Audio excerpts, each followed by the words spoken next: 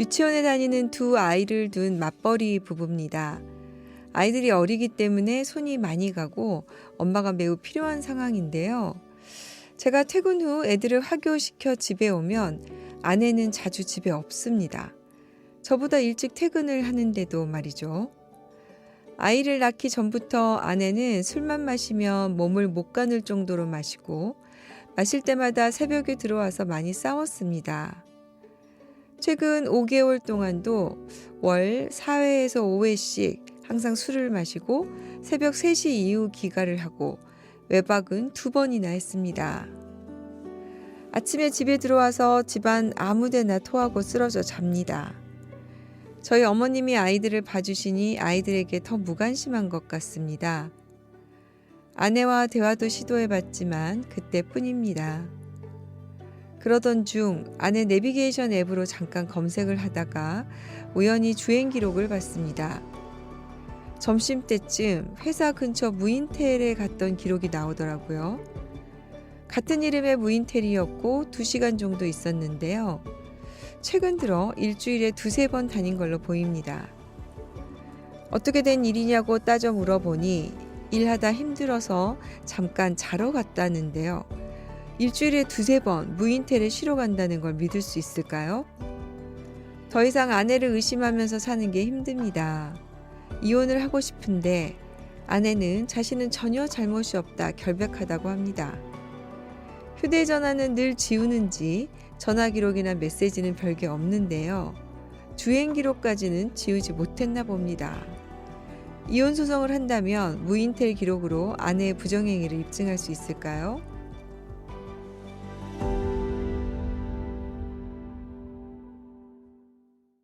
강효은 변호사님, 일주일에 2-3번 무인텔을 간다. 좀 이상하긴 합니다. 그죠, 강 변호사님? 네. 이제 그런데 일단은 다른 게 없는 상태에서 무인텔에 간 것만으로 글쎄 부정행위라고 볼 수 있을까요? 그리고 또 그 기록을 부정행위 증거다 이렇게 할 수 있을까요?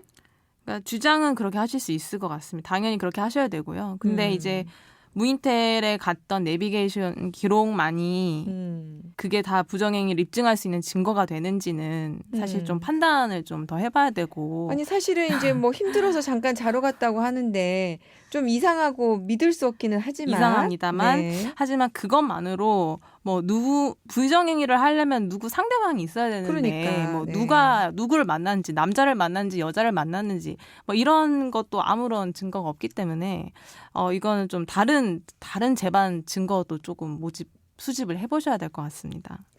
그러게요. 지금 일단 내비게이션 앱에 찍힌 무인텔 기록이 일주일에 2-3번인데 이게 지금 사실 배우자로서는 충분히 좀 의심을 할 수 있을 것 같아요. 예. 이런 부분이 이혼 사유가 될 수는 있을까요?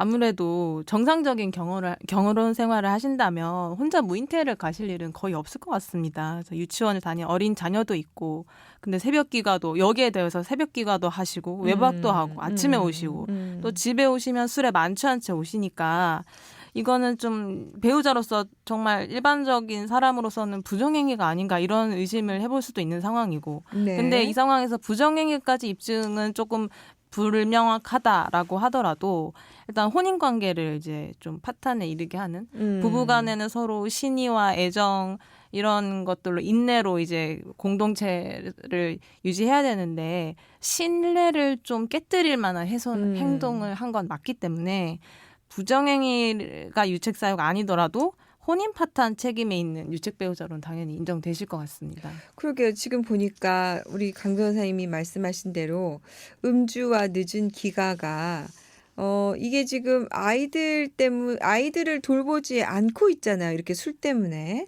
그리고 지금 아이들은 또 보니까 시어머니께서 사연자분의 어머님께서 지금 돌봐주시는 것 같아요.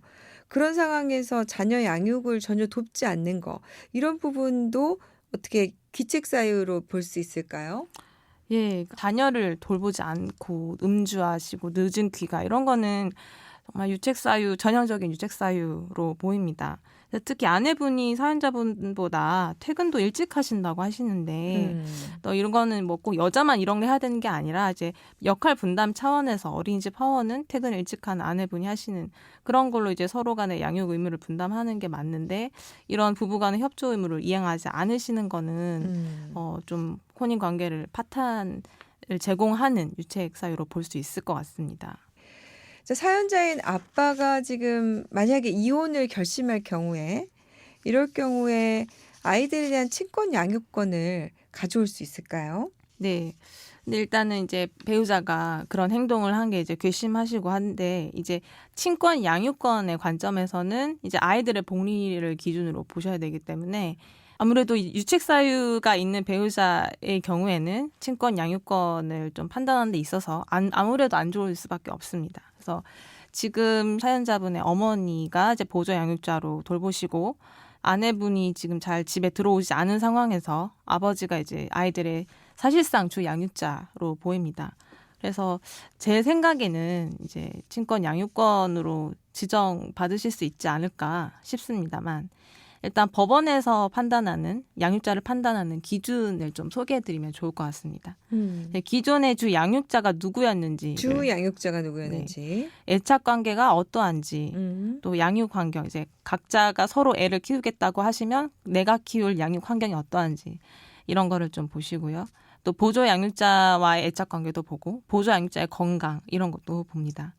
그래서 지금 만약에 이제 이혼 소송을 이제 중에 이제 친권 양육권 판단을 받으신다면 이혼 소송 전에 이제 주 양육자가 사실상 아버지였다는 게 이제 밝혀지면 애착 관계도 좋을 것 같습니다. 제가 봤을 땐.